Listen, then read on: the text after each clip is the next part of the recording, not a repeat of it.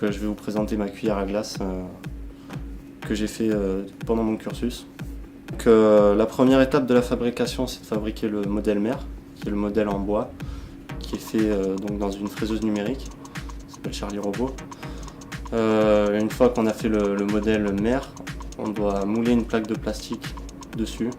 Donc la machine, c'est une thermoformeuse. Donc une fois qu'on a fait ça, il n'y a plus qu'à découper la plaque en plastique pour obtenir le moule dans lequel on va couler la résine. Et donc une fois qu'on a coulé la résine, il n'y a plus qu'à attendre que la résine se catalyse. Et donc pour obtenir la cuillère finie.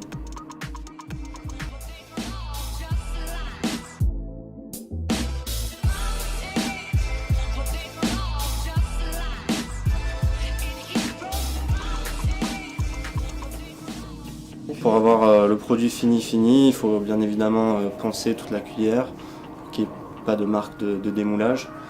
Et puis il y a aussi la phase d'impression des pastilles 3D, donc, pour imprimer les boules de glace avec la cuillère, donc pour que le vendeur puisse se démarquer de ses concurrents. La fraiseuse numérique, on commence avec un bloc de bois massif qu'on va placer sur le plateau de la machine. Et donc la fraiseuse, elle a calculé des trajectoires pour enlever de la matière du bloc. Donc on aura moins de matière sur le bloc qu'à la base, alors que l'imprimante 3D, c'est un ajout de matière.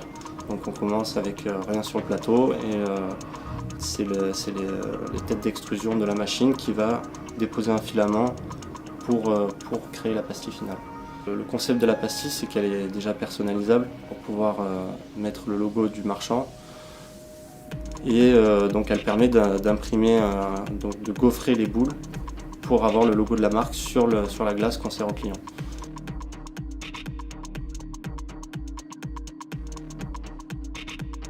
J'ai réalisé la cuillère toute seule, donc la cuillère que je tiens dans les mains. Là.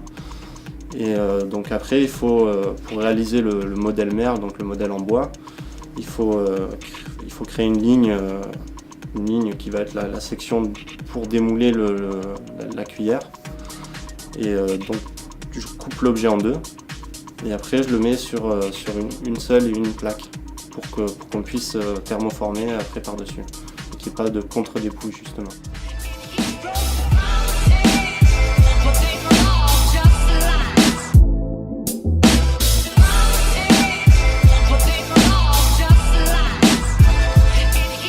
J'ai réussi à obtenir 2 mois de stage donc à Paris, dans les locaux de Stark, donc dans le 16e.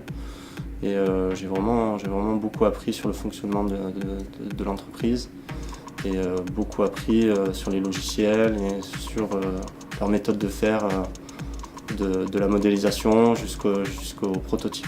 Je me suis retrouvé intéressé par le design produit un peu par hasard, mais au final ça m'a beaucoup plu puisqu'il y a des phases d'atelier, des phases de modélisation en 3D qui sont plus intéressantes. On voit le projet sortir du papier et c'est plus satisfaisant d'avoir le projet fini dans les mains en 3D, de pouvoir toucher en fait ses créations, c'est beaucoup plus satisfaisant.